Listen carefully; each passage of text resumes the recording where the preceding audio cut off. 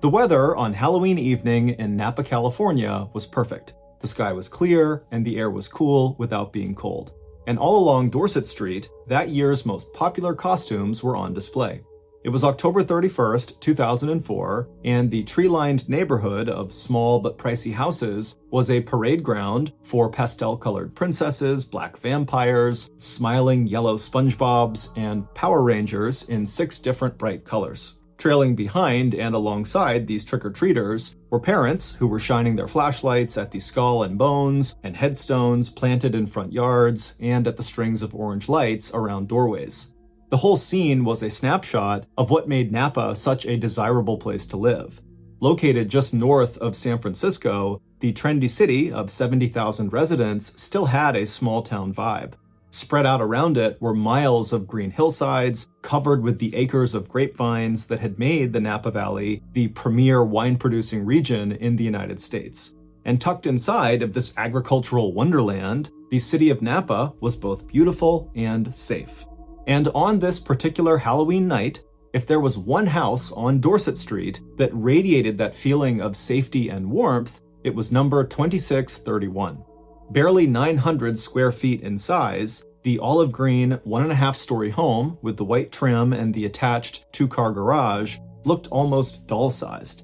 Hardly big enough for the 3 26-year-old women who had all moved in there together over the course of the last 9 months. 2 of those roommates, Leslie Mazzara and Adrienne Insania, had been busy all evening passing out big handfuls of candy. Their excitement about this first Halloween together in this little house could be heard loud and clear as they oohed and awed over the little visitors trooping past the effigy of a witch hanging from the outside porch ceiling to knock on the front door. The 2 roommates who greeted the trick-or-treaters, Leslie and Adrienne, and their 3rd roommate, who was sitting in the living room behind them, could not have been more different. Even before she got her degree in engineering, Adrienne had always loved building things. And in keeping with her hands-on and matter-of-fact approach to life, she had no problem telling people what was on her mind. Leslie was a former beauty queen from the Deep South who moved with the grace of someone who had spent 15 years of her life taking ballet lessons. She also had so much natural charm and magnetism that the first time she had visited one of the most famous vineyards in Napa Valley, she had immediately been offered a job. 6 months later, and Leslie had been promoted twice to her current position as a sales coordinator at the winery named after the famous Hollywood film director Francis Ford Coppola. Even the children who were there to get candy seemed immediately taken with Leslie. From her always expertly applied makeup to her long southern drawl, Leslie had stood out from the crowd from the moment she had arrived in Napa just 6 months earlier. But the children weren't just seeing Leslie's striking green eyes and friendly smile. As one of Leslie's admirers had once said, when looking for words to describe Leslie's deeper beauty, it was like trying to describe a rainbow to someone who couldn't see. In contrast to Adrienne and Leslie's outgoing personalities, the 3rd roommate at 2631 Dorset Street, 26-year-old Lauren Minza, was the quietest and the neatest of the 3 women. As the volleyball coach of the local community college, Lauren had no trouble yelling out encouragement and instruction to her students, but when it came to any sort of social confrontation, Lauren held back and usually just let Adrienne do the talking. Of the 3 women, Lauren and Adrienne had been the first to move into this rented house on Dorset Street. After graduating from California's Polytechnic State University in 2001, Adrienne had returned to her childhood home in Napa Valley and almost immediately got hired in as an assistant engineer at the Napa Sanitation District. It was there at the Sanitation District that Adrienne had met the person who would become her best friend, a contract supervisor named Lily Prudhomme. Through Lily, Adrienne quickly became part of a new circle of friends. A year or so later, at the start of 2004, Adrienne had met Lauren for the first time at a volleyball class they both took at Napa Community College. And in February, when Lauren found the little house on Dorset Street, she had asked Adrienne to move in and share the rent. As for Lauren, her social life had taken off on the day Adrienne had arrived at 2631 Dorset. In typical Adrienne fashion, Lauren's new roommate did not arrive alone. Right behind Adrian, carrying cartons and furniture, were Lily and her boyfriend Eric, and another friend named Ben, all of whom helped Adrian and Lauren settle into their new home. In the space of that one day, Lauren had been welcomed into Adrian and Lily's circle, and by the time all the moving boxes were empty, the whole group of them had been laughing and talking over pizza and beer. Leslie, the last roommate to arrive at 2631 Dorset Street, had walked into their lives 4 months after that pizza party. Leslie had actually been living right next door to them for several weeks, and in passing conversations, Lauren had felt an instant connection to Leslie. Lauren liked Leslie's sense of fun, and even more, Leslie's genuine warmth and interest in other people. So when Leslie's roommates made plans to move out, Lauren and Adrian invited Leslie to move in with them. Before long, the upstairs bedroom across from Adrian's was filled with Leslie's clothes, perfume, and makeup. Leslie's arrival had definitely changed the dynamic at 2631, but in a fun way. While Adrian had arrived at the little house with a tight but small circle of close friends, Leslie arrived with an army, not just friends, but acquaintances and more male admirers than she could even count. And those were just the people Leslie knew in Napa. Her phone was filled with contacts from her life in Georgia and South Carolina, including ex-boyfriends who still made regular calls to Leslie, hoping to rekindle an old romance. But despite her busy social life and being involved with at least 2 different men at the same time, inside 2631, Leslie had respected her roommates' expectation of privacy. For the most part, if any of them wanted to spend the night with a boyfriend, they did it quietly and very infrequently, or they spent the night at the man's house. But that October, Leslie had started breaking that unspoken house rule, causing the first and only real conflict among the 3 roommates. 3 nights before Halloween, on October 28th, Leslie and one of her dates had made so much noise in Leslie's bedroom that Adrian and Lauren decided it was time to call a house meeting. Lauren had dreaded what she expected would turn into an awful confrontation, something she totally hated, but with her amazing charm and tact, Leslie had managed to diffuse the situation. Before the women even sat down together, Leslie sent both Lauren and Adrian an email apologizing for putting them in such an awkward situation and costing them most of one night's sleep. The roommates' ability to resolve the situation with some simple rules about having men over, rather than arguing or fighting about it, had felt like a win for all 3 women. And by Halloween day, everything felt right again with the world. The handyman that their landlord hired was outside working on the house, and that afternoon, Lauren spent a few hours out playing soccer and running errands. Meanwhile, Leslie and Adrian, all strain forgotten, were busy in the kitchen together, making Halloween-themed cupcakes and planning the next big holidays, Thanksgiving and Christmas. By around 9 p.m. on Halloween night, nearly all the adults and trick-or-treaters along Dorset Street had all gone home, and the front door light at 2631 had been turned off, leaving the witch and the little patch of pumpkins in the front yard in darkness. Inside the small green house, the empty bowls of candy had been put away, and the 3 roommates were all looking forward to a quiet Sunday evening before the start of a new work week. Adrian was the only one of the women who had plans to go out that night. As she got ready to go visit her boyfriend, Christian Lee, who lived only a few blocks away, Lauren and Leslie settled onto the couch to watch one of their favorite TV shows. At 9:30 p.m., Leslie got a call on her phone and headed upstairs, where she would get another 2 calls, this time from the father of one of her ex-boyfriends that she'd left behind in South Carolina. Looking at the 2 calls come in, Leslie sighed and let them go to voicemail. She'd listen to them later, or not at all. Suddenly tired, Leslie called a good night down to Lauren, and a few minutes later, Leslie was in bed. Meanwhile, Adrian's visit with Christian had ended in an argument. Adrian was ready for the 2 of them to make a serious commitment to one another, but Christian was not ready. As Adrian left Christian's a little after 10 p.m. and began heading home, all she could think about was Lily. Here, Adrian was wanting more from her partner, Christian, while 4 months ago, her best friend, Lily, had moved in the opposite direction with her partner, canceling or at least delaying her plans to marry Eric.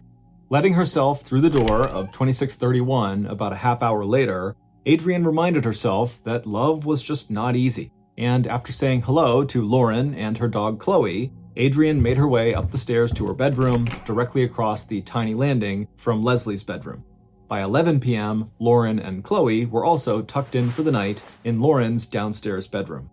Just a few minutes before, after letting Chloe outside in the backyard one final time, Lauren had done what the last person to bed always did. She'd made sure all the doors were locked, including the garage door and the back sliding door. Then she had turned out all the indoor and outdoor lights, glanced one last time around the cozy house she called home, stepped inside her bedroom, and closed the bedroom door behind her. 2.5 hours later, a little after 1:30 in the morning, Lauren woke up suddenly to a flash of bright light and a bark from Chloe, who was lying on the bed next to her. Outside her window, the motion sensor light attached to the garage had clicked on. Lauren waited, listening, but heard nothing. Turning back over in her bed, Lauren murmured to Chloe that it must have been a neighborhood cat out on the prowl. But just minutes later, Lauren found herself wide awake a second time, and this time it wasn't the outside light. This time she'd been awakened by a sound coming from inside the house. Shushing her growling dog, Lauren listened intently, and she heard quiet footsteps making their way up the stairs towards the second floor where the other two roommates were sleeping. Lauren's first thought was that Leslie must have broken their new house rule and invited a man over to spend the night, and that was him kind of sneaking into the house to be with her. Annoyed, Lauren did her best to quiet Chloe and go back to sleep. But just a few minutes later, at about 2 a.m., in the early morning hours of November 1st, Lauren heard the first scream.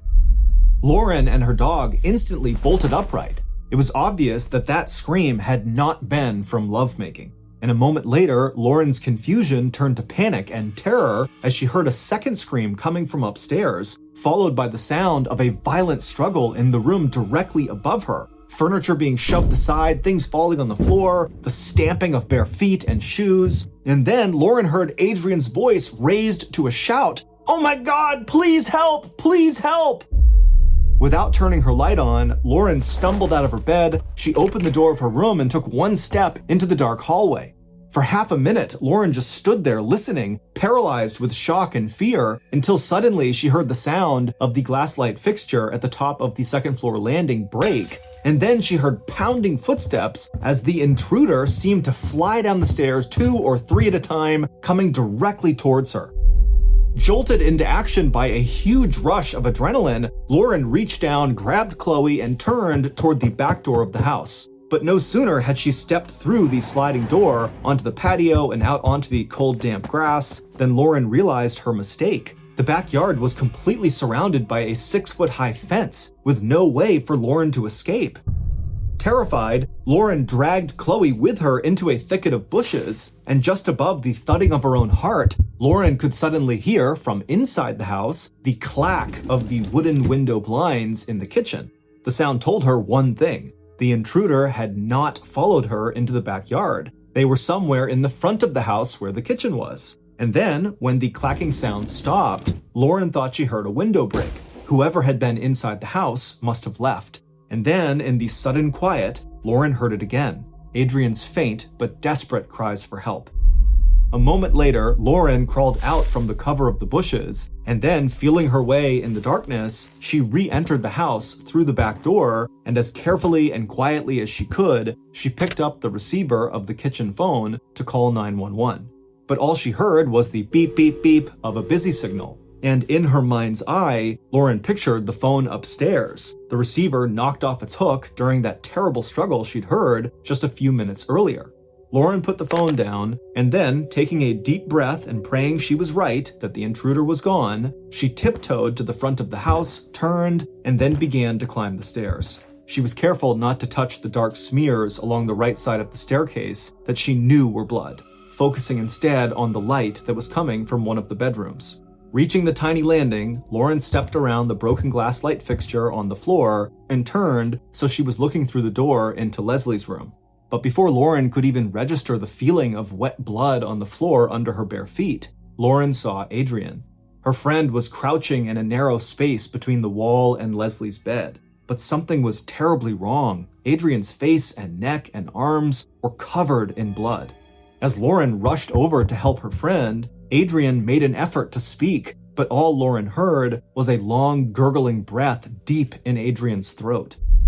It was at that point that Lauren noticed something else. On top of the bed, in a pile of blankets and clothes, she saw the body of her other roommate. Leslie lay face down and motionless, with deep cuts all across her back and upper arms. Lauren tried not to slip in the blood as she backpedaled out of Adrian's room. Turning on the landing, Lauren ran down the stairs, she grabbed her cell phone out of her bedroom, and she punched in 911. By the time police and medical emergency vehicles had pulled up to the curb outside 2631 Dorset Street at 2:13 a.m., Lauren and her dog Chloe were still sitting inside of Lauren's car.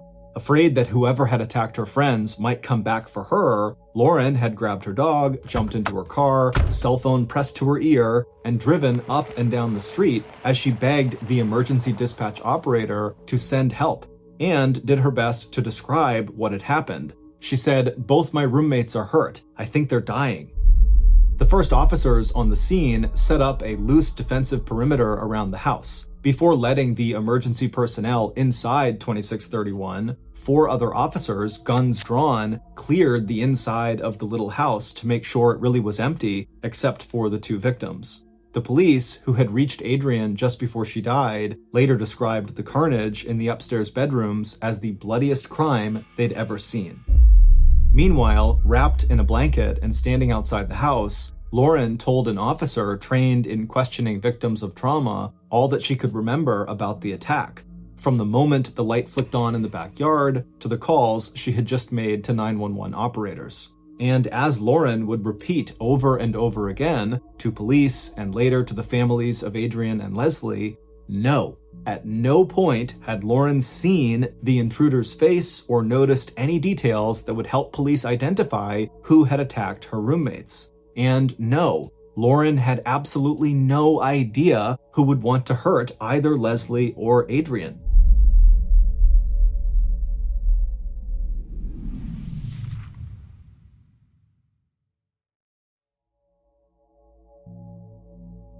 By 2:30 a.m. on November 1st, the little house on Dorset Street, surrounded by yellow crime scene tape, was lit up in the glow of portable floodlights. Most crime scenes yield maybe 2 to 3 pieces of physical evidence, but over the next 2 days, the crime scene techs, who were now combing the inside and outside of 2631, would collect a whopping 71 pieces of evidence.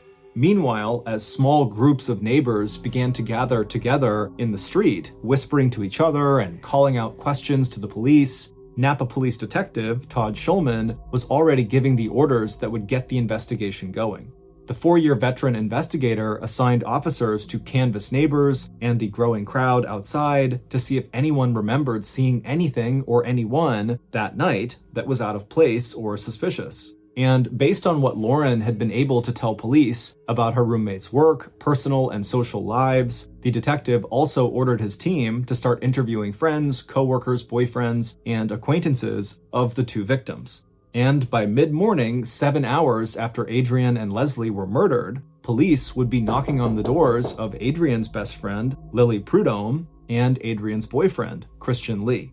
Further away, at the vineyard where Leslie worked, her co-workers would also be questioned by police, and as police began gathering information about Leslie's social life, so would a long list of Leslie's current and former boyfriends. But even as police fanned out around Napa and began working the phones to trace Leslie's connections in South Carolina and Georgia, crime scene techs had already collected evidence that would wind up making a big cut in the possible pool of suspects. By Thursday, November 3rd, 4 days after the early morning double murder, the police knew that the killer was a male, a finding that ruled out the female half of the US population. Forensic investigators had been able to collect several critical pieces of physical evidence from the crime scene that would all contain samples of the killer's DNA. There was a packet of plastic zip ties, the kind that could be used to bind a person's wrists, that the killer had dropped just under the front window, where they entered and then later exited the house. There was also a smear of blood that did not belong to the victims on the aluminum siding of the house near the window. And finally, police had found 3 cigarette butts in the front and backyard of 2631. DNA from all three pieces of evidence was identical, and it showed, without a doubt, that the killer was a man. Unfortunately, what the DNA did not reveal was the identity of this man. The DNA would turn out not to match the DNA sample that police had collected from Adrian's boyfriend, Christian, and when the DNA results were run through a nationwide database of more than 4 million known criminal offenders, there was no match there either. Although the police would not release this information to the public for another 2 weeks, the DNA results did clear any females, including Lauren and Lily, of any involvement in the murders. And even though Detective Schulman could not completely rule out the possibility that the murders of Adrian and Leslie were just the result of a burglary gone horribly wrong, the DNA results showing the killer was a man did support the investigators' emerging theory of the murder. The violence of the attack suggested the killer had a personal motive. And with Adrian's boyfriend off the suspect list, and given the number of men who had been close to or involved with Leslie, police began to focus on Leslie as the killer's prime target, and Adrian must have just been in the wrong place at the wrong time, a witness who had to be eliminated. Still, there was a second theory about these murders, a theory that would make this case even harder to solve, and one that was already keeping terrified residents of Napa awake at night. That theory was that the murders were the work of a serial killer, a person with no connection to their victims, a killer who might strike again at any moment or leave without a trace and continue to kill somewhere else.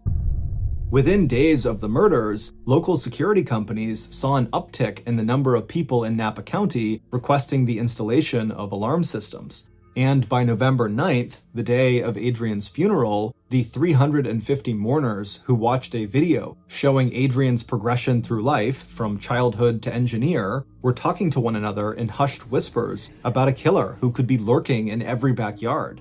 One day later, on Wednesday, November 10th, the city of Napa offered a $100,000 reward, money collected from local businesses, for information leading to the arrest and conviction of whoever had killed Adrian and Leslie. But despite the size of that reward, and despite the long list of potential suspects in the murder, most of them connected in some way to Leslie Mazzara, as November 2004 came to a close, police had still not made any arrests. And by December 2nd, 1 month after the Halloween night murders, Napa's police commander was offering a very sobering update on the investigation. So far, progress had consisted of what police figured out had not happened at 2631 Dorset Street. Investigators had ruled out domestic violence. They had also ruled out any gang-related connections to the murder, a lead that popped up when they found out that Leslie's father was serving back-to-back life sentences in Florida for his role in a murder conspiracy. Adrian's boyfriend, Christian, had also been ruled out as a suspect, along with that father of one of Leslie's ex-boyfriends who had called Leslie twice the night before she was killed, and the handyman who had been working on the roommate's house on Halloween day. But according to the commander, the lack of progress had nothing to do with a lack of effort on the part of law enforcement. In the days after the murders, several other high-profile agencies had joined forces with the Napa police. Those included a response team from the Federal Bureau of Investigation, the Napa County Major Crime Investigations Team, the California Department of Justice, and a handful of recently retired local detectives who had been rehired to help investigate this case. And behind the scenes, police had collected DNA swabs from almost 200 men who had some connection with the victims, and investigators had conducted nearly 1,000 interviews across 8 different states. Still, it just wasn't enough. Standing up in front of a packed press conference, the commander of the Napa Police Department told the public that 1 month after the murder, law enforcement had nothing to indicate that they were going to solve this case, quote, today, tomorrow, or next week, end quote. And if anything, that prediction turned out to be a very big understatement. Because over the next 10 months, the only breakthrough on the case was the use of a new DNA analysis tool that allowed police to further narrow down their suspect pool. In addition to knowing that the murderer was male, police now knew with good certainty that he was also of Northern European descent with possibly blonde hair and blue or green eyes. But while this ruled out suspects of color, it wasn't enough of a break to lead police to their killer. In the meantime, as the investigation dragged on, friends of Adrian and Leslie tried very hard to keep the memory of these two women alive and to move forward with their own lives. In between candlelight vigils, fundraisers, and interviews with the media about Adrian and Leslie, there was only one bright spot. Inviting their friends and Adrian's family to join them, Lily and Eric got married in a celebration of life service at the Big White Episcopal Church on 3rd Street in Napa. It would not be until the fall of 2005, almost a year after Adrian and Leslie were murdered, that investigators finally got the break they needed to solve these so-called Halloween homicides. After basically running out of options for kickstarting an investigation that had ground to a halt, the Napa Police Department had decided to go public with one of the details in the case that they had been keeping a secret. Holding back evidence is a common practice in investigations. Investigators like to use undisclosed information to help confirm whether a suspect actually knows details about the crime that have not been made public. It also helps police rule out false confessions. In this case, the detail related to the cigarette butts that had been picked up by crime scene techs in the front and backyards of 2631 Dorset Street early on the morning of the murders. In August 2005, 9 months after those cigarette butts were collected and tested for DNA, further analysis had revealed that the cigarettes themselves, Camel Turkish Golds, were very unusual. Not only did the cigarettes have distinctive markings around the filter, they had only been on the market for 14 months, and they were only sold in Napa by a handful of stores. A month later, on September 21st, in a last-ditch effort to jog the memory of anyone who might know a smoker of Turkish Gold cigarettes, Detective Schulman released the name and description of the cigarettes to the local media, calling the information an important new piece of evidence in the Halloween murders. And for one television viewer, that evening's headline story about these Camel Turkish Gold cigarettes immediately struck a nerve.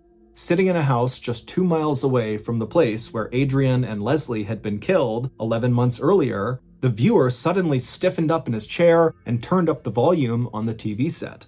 As the newscaster ran through the latest details in the murder investigation, the young man watching knew that he had information that could be vital to the police trying to solve this case. Leaning forward, the young man clicked through other news stations on TV to see if he could find out any more information on what police were calling a breakthrough. 5 days later, on September 27th, Detective Schulman got a call from the Napa police station. Someone had just walked into the station asking for a detective and said he had important eyewitness testimony related to the murders of Adrian and Leslie. Based on this person's information, along with follow-up interviews and additional investigation by law enforcement, here is a reconstruction of what police and forensic experts believe happened to Adrian Insania and Leslie Mazzara on the night they were killed. For the killer, Sunday, October 31st, 2004, was a day of terrible disappointment. And at that party, on that Halloween night, as the killer looked around the table at the people sitting there and playing cards with him, his feelings of jealousy, anger, and resentment just kept getting stronger and stronger. Those feelings were helped along by all the alcohol, 1 drink for every hand of cards he lost, and the killer was losing the game badly. By the time the killer had been driven back to his house, he was so drunk he had trouble standing up, and by the time he stumbled into the empty apartment, he couldn't even remember getting dropped off at his own front door. But sometime after midnight, after waking up from a short sleep, the killer was sober enough to make a plan for that night and early morning that did not involve going back to bed. Instead, the killer had decided to go confront at least one of the people that he held responsible for the emotional pain he was feeling. And on his way out to his car, the killer stopped in his garage and put together his murder kit, a packet of plastic ties secured with a rubber band, and a sharp knife with a 4 to 5 inch long blade. Then, just before hopping into his car and heading for his destination, the killer patted his coat pocket, making sure he had a pack of his favorite cigarettes, the only brand he smoked now, Camel Turkish Gold. 10 minutes later, when the killer arrived at the little house at 2631 Dorset Street, he parked the car across the street and turned off the engine. Before getting out, he sat for a while in the darkness, looking at the orange pumpkins on the lawn and the witch with the green face twisting from one of the ceiling rafters of the front porch. Then the killer opened the car door and walked across the street until he was facing the closed white garage door of 2631. Standing there quietly, he pulled out his packet of cigarettes and began to smoke, while he lifted his eyes to stare at the upstairs windows. When he flicked one of his cigarette butts out of his hand and into the grass, the sudden movement was picked up by a motion sensor and the backyard light suddenly turned on, temporarily blinding him. But even though this startled him, and he might have even considered turning around and going back home, he ultimately decided to continue with his plan. He moved from the white garage doors across the front lawn to the front door, where he gently tried turning the knob. But the door was locked. However, that didn't mean the windows were locked too. Taking out his knife, the killer stepped from the door over to one of the front windows. And sure enough, when he inserted the blade between the windowsill and the window sash, he could feel the upward give as he pried the window open. And once he was able to slip his fingers under the sash, it was easy to push the window open all the way, giving him plenty of room to crawl inside. On his way into the house, the killer didn't notice that he had dropped his packet of zip ties secured with a rubber band that had soaked up a sample of his sweat and DNA. Once inside, the killer let his eyes adjust to the darkness, and then he stepped a little to his right, towards the stairs that led to the 2 upper bedrooms. Once upstairs, the killer turned into Leslie's room first. Seeing the sleeping woman on the bed in front of him, he stepped closer and stared down at her. Then, raising his knife high in the air, the murderer brought it down with all his force directly into Leslie's heart. Leslie had time for one short scream before the killer raised the knife and stabbed her again and again. But that scream had been enough to wake up Adrienne in the little bedroom across the hall. Switching on the light, she could see that someone, an intruder, was inside of Leslie's room. A moment later, and Adrienne was out of bed and stepping through the open door across the hallway to help her friend and roommate. The killer looked up, locked eyes with Adrienne, and then he attacked, striking her with the knife. And when Adrienne fought back, the killer struck again and again and again, leaving cuts and wounds all over her upper body, arms, and hands, along with a deep gash across her face and neck. The frenzied attack had left blood everywhere, in pools on the floor and spatter marks along the walls and the bed. But from the very start of their struggle, Adrienne had begun to shout and call out for help, and she did not stop. And even as Adrienne began to bleed out, her cries were so loud that the killer panicked. Running out of the bedroom, he turned on the landing, smashed the glass light fixture on the wall before pounding down the steps, taking them 2 and 3 at a time, leaving streaks of bright red blood where his fingers had touched the wall. Once he reached the bottom of the stairs, the killer raced for the front window, causing the wooden blinds to clatter as he jimmied himself through the opening and back out onto the front porch. This time, the smear of blood he left on the exterior aluminum siding was his own. At some point, he had cut himself, leaving a clear DNA marker alongside the window. A moment later, the killer had reached his car, yanked open the driver's side door, thrown the bloody knife onto the back seat, and headed for the freeway that would take him home. It's believed the killer either didn't know Lauren was still there at the property, or he simply was too panicked from all the screaming and chaos happening upstairs that he did not want to stick around any longer. Either way, Lauren was ultimately spared. Back at his apartment, the killer stripped off his blood-stained clothes and took them out to the backyard. Building a fire in the fire pit, he fed the clothes and his shoes into the bright orange flames. Later that same morning, when Lily Prudhomme heard the news that Leslie and Lily's own best friend Adrienne had been murdered, Lily was absolutely heartbroken. And the one person who was there right from the start to help her cope with this terrible loss was her boyfriend and killer, Eric Koppel. It would turn out that Eric Koppel had been devastated when Lily had called off their wedding back in August of 2004. He knew he had a drinking problem, and he knew he suffered from deep depression, but to Eric, Lily was the most important person in his life, and he could not imagine living without her. Despite canceling their wedding, the two of them were still living together, and on Halloween, the two of them had gone to a party together, where Eric would start playing a drinking card game. But the more Eric drank at that party, the more he kept thinking that October 31st was just hours away from the day, November 1st, 2004, that should have been his wedding day. And instead of getting married to Eric, Lily had planned to spend what would have been their honeymoon on a trip not with him, but with her best friend Adrian, one of the people, Eric was sure of this, who had probably told Lily that she could do much better than Eric. But it wasn't until Eric had made one final plea that night, asking Lily again to marry him and set a new date for their wedding, that Eric's bitterness overflowed. Lily, angry at how intoxicated Eric was, said no to his marriage proposal, and when she drove him home that night, she didn't stay with him at their apartment. Instead, she went to her parents' house. As Eric Koppel would later tell police when he confessed to the double murder of Adrian and Leslie, he only remembered bits and pieces of what happened in the early hours of November 1st. He would never say exactly why he had killed the two women, and his own story of how he had committed the murders was different from the reconstruction police had put together based on forensic evidence and the autopsy reports on Leslie and Adrian.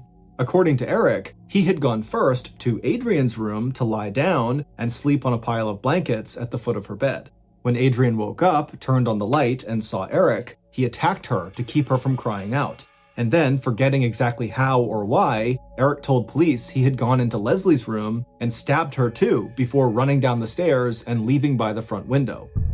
And after the murders, Eric had been such a comfort to Lily that 5 months later, the two of them were married in a ceremony that featured a special reading by none other than Adrian's mother, Arlene Allen. Eric made his confession to police on September 27th, 5 days after he had seen on TV the news story in which police linked the killer in the Halloween murders to a white male with light hair and eyes who smoked Camel Turkish Gold cigarettes. It was a brand that was so distinctive that when police had asked Lauren if she or Adrian or Leslie knew anyone who smoked Turkish Golds, Lauren was able to give investigators one name, Eric Koppel. Eric was one of the people who had helped Adrian move into the little house on Dorset Street back in February of 2004, 8 months before Adrian and Leslie were killed. And Eric was one of the only members of Adrian's inner circle who had never been questioned by police or asked for a DNA sample. By the time the news story about the cigarettes had aired, Eric could already feel the net tightening around him. He knew from earlier news coverage that police had recovered the killer's DNA from the scene and that the blood, saliva, tissue, and sweat were his. And as the killer's DNA profile came into clearer focus, a white male of Northern European descent with light hair and light eyes who smoked these Turkish Gold cigarettes, it was a face Eric recognized every time he looked into a mirror. After starting in late summer, before Turkish Gold cigarettes had made the headlines, police, acting on Lauren's tip, had already begun calling Eric. Until then, Eric had slipped below police radar. A quiet and religious 26-year-old land surveyor, he did not appear to have close personal ties with either Adrian or Leslie. And while police collected 218 DNA samples from men known to be among the victim's circle of friends and acquaintances, they did not collect any samples from Eric. When Eric arrived at the police station on September 27th, 11 months after he had killed Adrian and Leslie, he didn't come alone. After seeing the TV news story about the Turkish Gold cigarettes, Eric apparently wrote suicide letters to his family. In response to those letters, his family urged him to go to the police. And so when Eric walked alone into the police interrogation room, the family members who had accompanied him sat waiting for him in the lobby. Despite the differences between the police reconstruction of the crime and the story that Eric told them, Eric Koppel was immediately arrested and charged with first-degree murder in the deaths of Adrian and Sonia and Leslie Mazzara. Police were very skeptical that Eric could be sober enough to plan and carry out 2 murders, stand outside his victim's house smoking cigarettes, and later destroy evidence of his crime, but also be so drunk that he was unable to remember actually stabbing and killing his victims, and unable to recall what he had done with the murder weapon, which was never found. On Tuesday, December 5th, 2006, just 2 months after the second anniversary of the Halloween murders, Eric Koppel pleaded guilty to 2 counts of first-degree murder. That guilty plea meant that the families of his victims would be spared a potentially painful jury trial, and it also meant that Eric would not face a possible death sentence. Instead, Eric was sentenced to life in prison without the possibility of parole. He is currently serving his time at Corcoran Prison, a correction center in California designed specifically to house inmates who have a substance abuse disorder. At Eric's sentencing, Adrian's best friend, Lily, told a packed courtroom there was nothing in the world that Eric could do to make her love him less. 2 years later, though, in 2008, the couple got a divorce. Later, Lily would enroll as a graduate student at the University of Edinburgh in Scotland, where she would write a doctoral dissertation on forgiveness. In 2018, a 21-year-old brand new police officer named Derek was dumped by his longtime girlfriend. This breakup caught him by surprise because he had actually just recently moved to Colorado in order to be closer to his girlfriend, so naturally he was devastated. After a few weeks of being so depressed and kind of just moping around and going through the motions in his life at this point, one of his very close friends suggested to him, like, hey man, look, why don't you just make a profile on Tinder, the online dating service, and just put yourself out there again. You have no idea who's out there. Clearly, your ex-girlfriend was not the one. Derek had met his ex-girlfriend in a bar, and every other girlfriend he had ever had, he had met in person. So online dating was definitely not on his radar. But he was so lonely and sad, he figured, you know what? I got nothing to lose. And so he made himself a Tinder profile. Derek quickly matched with a woman on Tinder named Leah that he said was way out of his league, but he wasn't complaining. They chatted for a couple of weeks and they got on great. And so they wanted to get together and actually meet each other in person. But Leah lived well over an hour away from Derek's. There wasn't a natural meeting place. And they're going back and forth about where they want to go. And finally, Leah just says, hey, why don't you just come to my town? There's this great park that I go running in all the time, and they have this awesome field that's on a slope, and you can lay on it and look up through the trees and you can see the stars. And so that would be a cool thing to do on our first date, go stargazing together. So the date night finally came, and Derek was really excited. He was nervous too, because even though they talked on the phone, this is the first time they're going to see each other. And so the plan was he was going to drive out to her town and actually pick her up from her work. She worked at a hair salon, and from there they would make their way over to this park. And so Derek pulls up to the hair salon right as Leah is coming outside, and she's all excited and she's waving to him. She runs over and she gets in the car and they hug and kiss on the cheek. And it's like they knew each other, but they didn't know each other because their entire relationship was online or, via texting or a phone call. And so it's like they had history, but they didn't. But either way, Derek was really happy, and it seemed like Leah was too. From the hair salon, it was a pretty short drive to this access road that was going to bring them into this park. And when Leah told him to make this turn, it didn't look like a very well marked trail or even a marked park. It looked like this kind of random access road that Derek would not have associated with a big public park, but he doesn't know the area, and so he turns and he starts heading down this road, and the road went from cement to dirt pretty quickly, and this whole time he's thinking to himself, like, did I take a wrong turn? Does she know like where she's going? This does not feel like the way you drive into a big park, the way she was describing. Finally, they land back on cement, and they're actually on this road that's right up against this huge field. And so right away, Derek's stress is gone because now it's confirmed in his mind that, okay, that's a weird way to get into this park, but here's this huge, amazing field, and we're back on a real road, and everything's good again. Derek asked Leah, where should I park? Because they're on this really narrow road, and there didn't appear to be a parking lot. There also didn't appear to be anybody else on this field or on this road. It's this huge, open, beautiful space, but it did not look well populated or like it was well traveled. But she said, just go right up there. There's a small lot you can pull into. And so Derek starts going up this road, and he sees maybe 300 feet ahead of him are dim headlights of another car making their way down the road towards him. And now it was dark enough that he couldn't really make out what kind of vehicle it was. And so he didn't know if it was going to be some big truck or something like that. And so what he did is he just pulled over as far to the side of the road as he could to allow this vehicle to pass, even though there was a fair amount of distance they would need to cover before they were passing him. He figured just give them the right of the road. And so as they start moving forward, he can see that it's actually this big van, and they're moving pretty slowly, and he's just kind of waiting for them to pass, and he's not thinking anything of this. He's thinking that this is just another person at the park. And this van, instead of passing him, actually turns at the last second and almost goes bumper to bumper with Derek's car. He doesn't crash into it, but he stops just in front of Derek's car. And so Derek is a cop. He's a brand new cop, and he's super aggressive. You know, he really believes in his training. And so as soon as this guy stopped in front of him and blocked the path for him, red flags are going up for Derek, and he knows something's wrong with this van. And instinctively, he says, Leah, stay here. He grabs his flashlight that he kept right in the center console, and he jumped out of the car and went right to the driver's side door of this van to confront this guy. And when he got up to the driver's side door, it was this really big guy who looked pretty startled to see Derek come charging up to him with his flashlight. And Derek's like, what are you doing, man? What are you blocking me in for? And the guy's like, oh, hey, sorry, I'm the caretaker here of this whole property, and we've had an issue with poachers in the area, and I was concerned you guys were poachers. It doesn't look like you're poachers, though. And Derek's like, no, we're not poachers. We're going stargazing. I'm on my first date here. And the caretaker's like, I am so sorry. Please get back in your car, go and enjoy your night. And at that, he backed up, did a 3-point turn, and drove right back up that road where he came from and disappeared down on the other side of the hill. Derek stood in front of his car for a couple of minutes, making sure this guy was gone.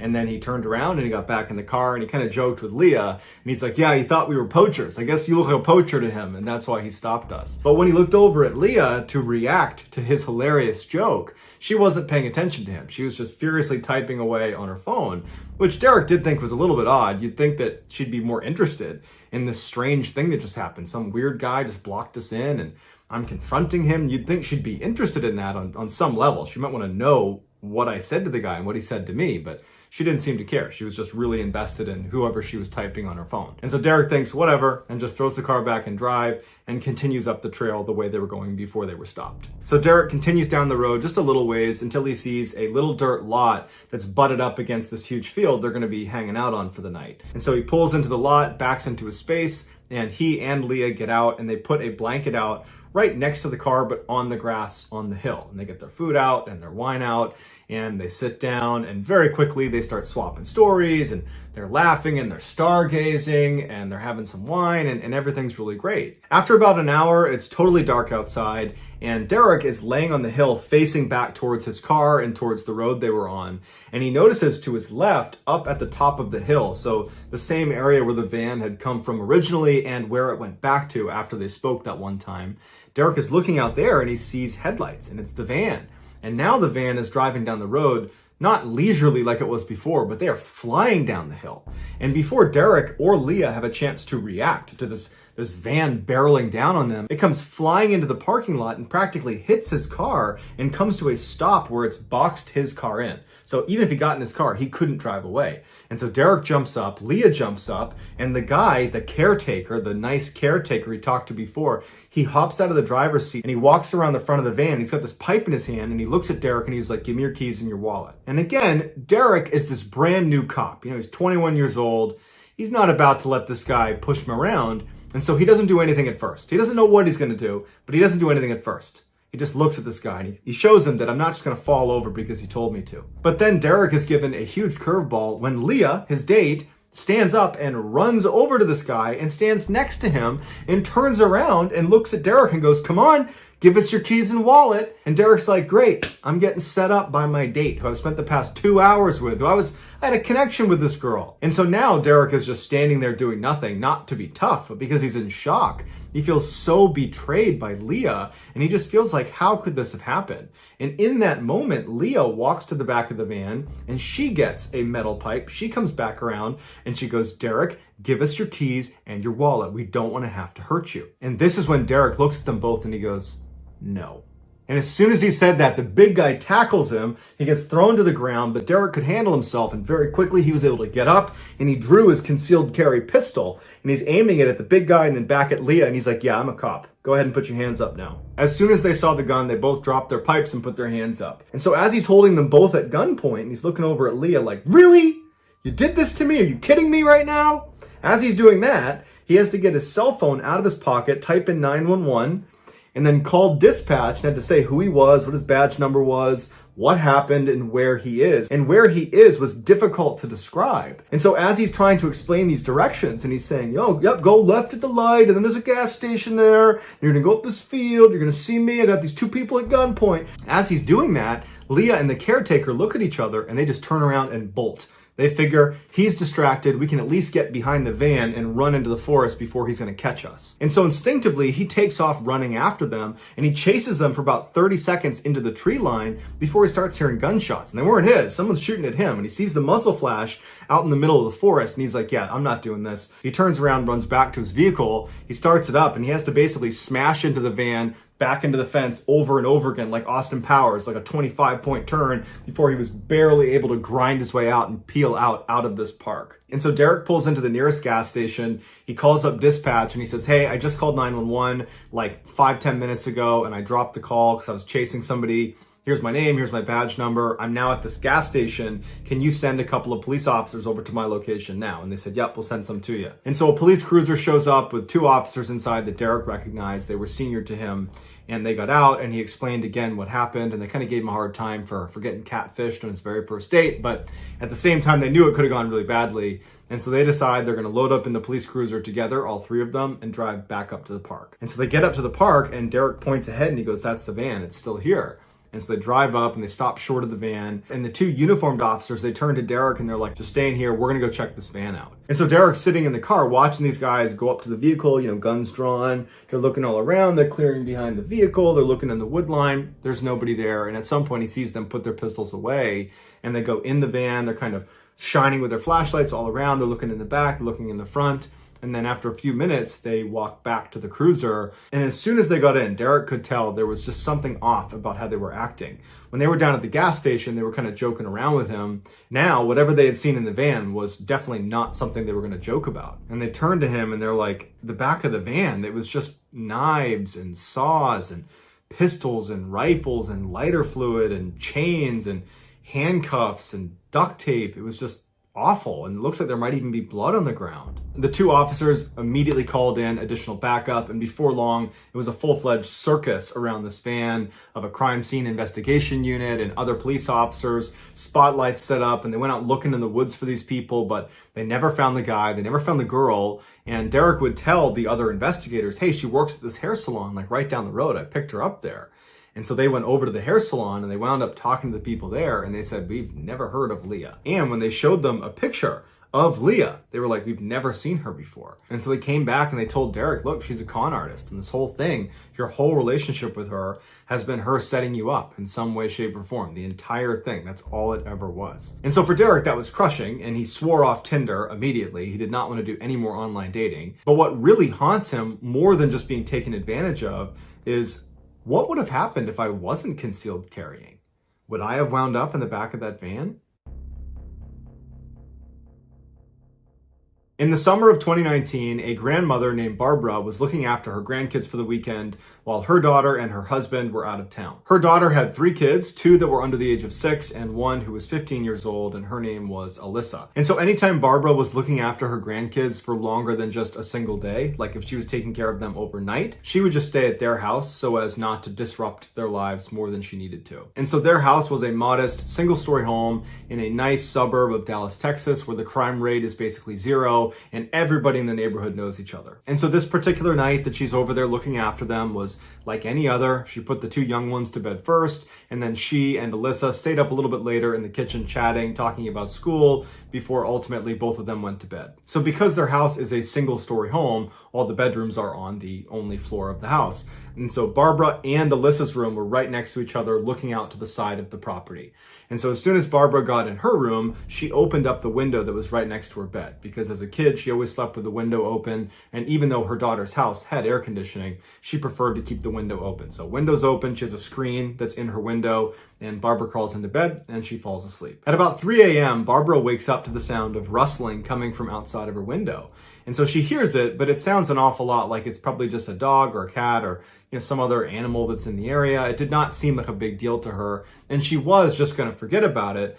But then she heard it again, and it sounded much more like footsteps, and they sounded heavy enough that it probably couldn't be a dog or a cat. And so she rolled over onto her elbows and she pulled the curtain aside just enough to look out the screen door. And so the moon was out, so there was pretty good illumination, and so she could clearly see the side of the house. She could see the side of the house, she could see the fence that separated their property and their neighbors, and then she could see the neighbor's house and all their lights are off. And she noticed propped up against the fence on their side of the fence, so on their property, was this bike that she didn't recognize. And she's looking at it thinking, is that Alyssa's bike? It's too big to be either of the 6-year-old's bikes. Whose bike is that? And as she's looking at the bike, she hears more rustling coming from the left, which is closer to Alyssa's room. Barbara presses her face up against the screen to try to look out the window towards the left because whatever's making the sound is now out of her view. And as she's got her face pressed up against the screen trying to look, she sees a boy emerge from the bushes from right underneath Alyssa's room. He's got that high school Letterman jacket, like the classic,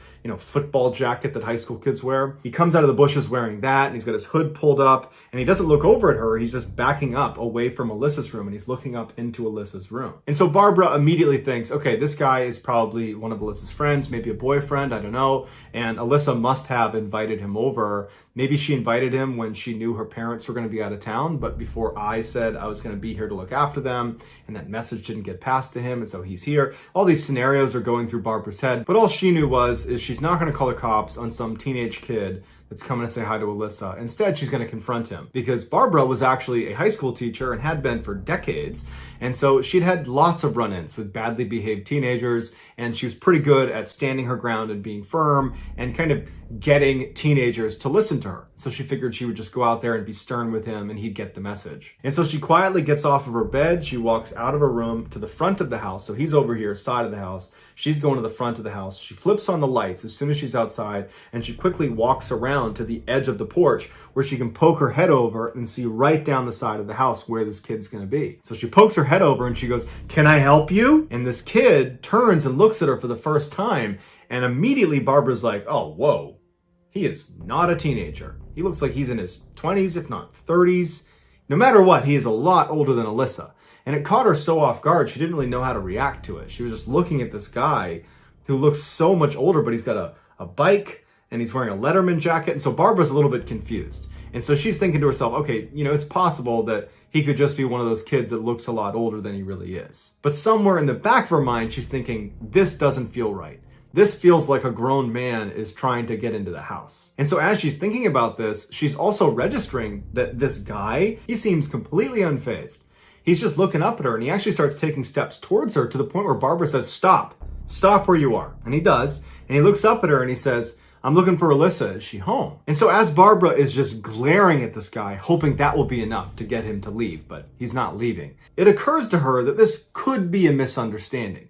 And so thinking on her feet, she says to him, who did you say you're looking for? Lisa? Without any hesitation, he goes, no, I'm looking for Alyssa McCarran. She lives here. Barbara went silent for a second because he was right. That was her name, and she certainly was here.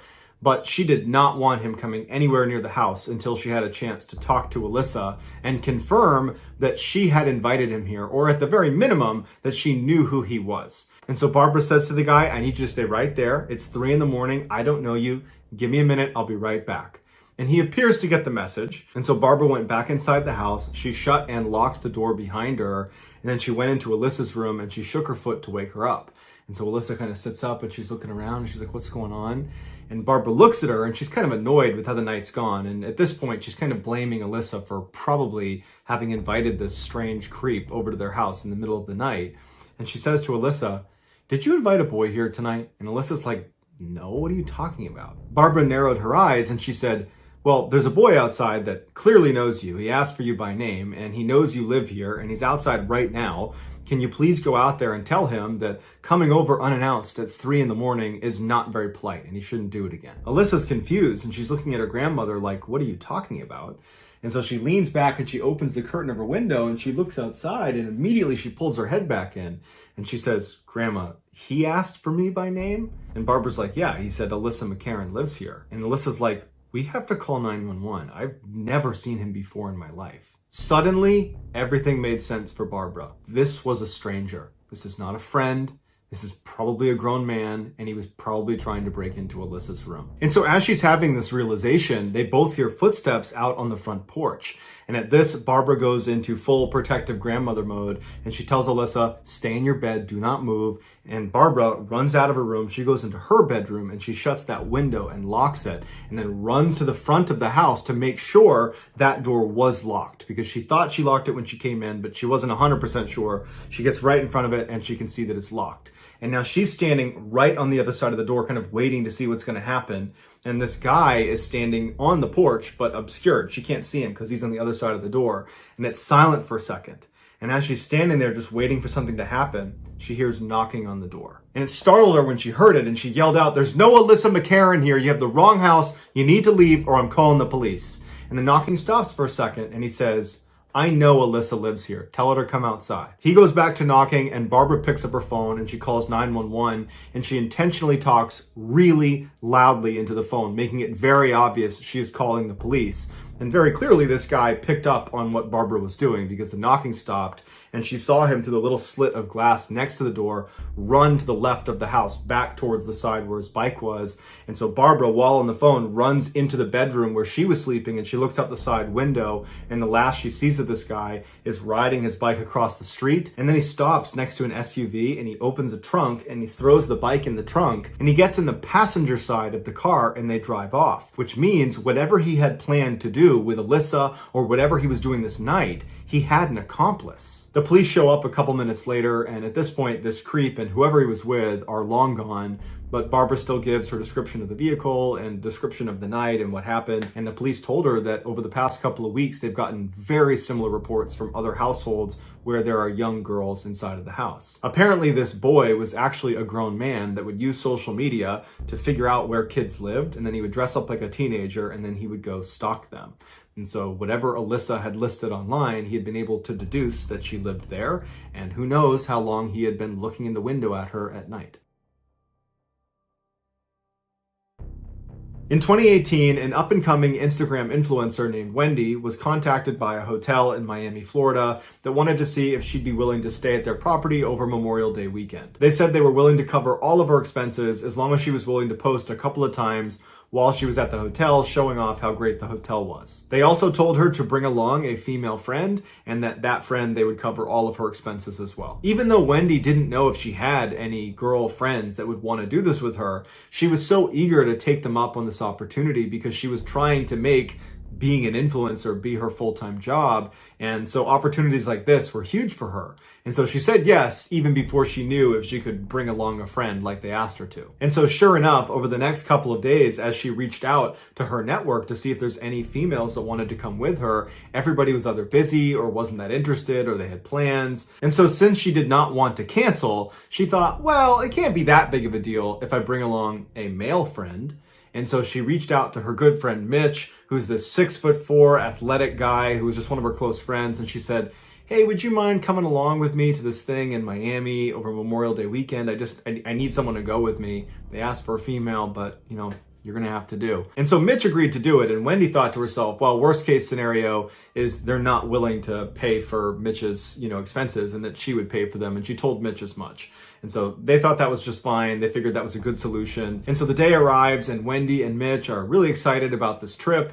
They don't often get to go travel around as influencers. And so they hop on a plane, they fly first class to Miami. When they get there, they go down, they get their bags at a baggage claim, and then they go out to the curb, and right away, Wendy sees there's this really well-dressed guy with dark sunglasses on, and he's holding up a sign that has her last name on it and the logo of the hotel on it. And so she waves to him and walks over, and Mitch is following right behind. And this guy looks at her and he says, okay, well, where's your friend? And that's when she says, oh, well, actually, I brought Mitch because none of my girlfriends wanted to go. So I brought Mitch along. And so this guy lowers his sunglasses and he looks at Mitch, and he kind of looks up and down. Then he puts his sunglasses back and he turns and he walks towards this beautiful black SUV that's parked right up against the curb. And so Wendy and Mitch follow him, and this guy opens up the back door, and Wendy and Mitch get in. The guy takes their luggage and puts it in the back of the vehicle and shuts it. And as soon as Wendy and Mitch sit inside of this car, The driver is visibly upset. He's kind of ranting and raving, and the front passenger window was down. And so Wendy and Mitch assumed he must be yelling at someone outside of the vehicle, like this guy that had just picked him up. He must be communicating with him somehow. He can't possibly be yelling at us. We just got here. We don't know him. But sure enough, as they kind of are tuning into what he's saying, he has a very thick accent, and he's saying, "Where is the other girl? You're not supposed to have a guy. It's two girls, not one girl, one guy. It's two girls. Where is the other girl?" As Wendy is hearing this, she feels so uncomfortable, not just for herself, but for Mitch too, because she asked him to come along and had said, "Oh, it won't be a big deal. They won't mind." But I mean, clearly they do mind. And so Wendy's trying to explain to the driver that, "I know you asked for a female friend, but I didn't have a female friend. And so I brought him along. I will pay for him. I'm not asking you guys to pay for him. I'll pay for everything that he touches. I'll pay for his hotel, his flight, everything." But the driver didn't seem that upset about who was paying for Mitch. His frustration came from a place of being frustrated, like they weren't going to be able to do whatever they had planned to do because now Mitch is in the mix. And so as Wendy and the driver are kind of going back and forth and the driver's getting more and more frustrated, the guy that had originally greeted Wendy and Mitch hopped in the front seat, and he and the driver started arguing with each other in Portuguese. And so for about a minute, Wendy and Mitch are looking at each other like, what is going on here? And these guys are yelling at each other, and then they stop, and the driver turns around again, and one more time he says to Wendy, "Where is the other girl?" And Wendy says, "There is no other girl. It is Mitch and I.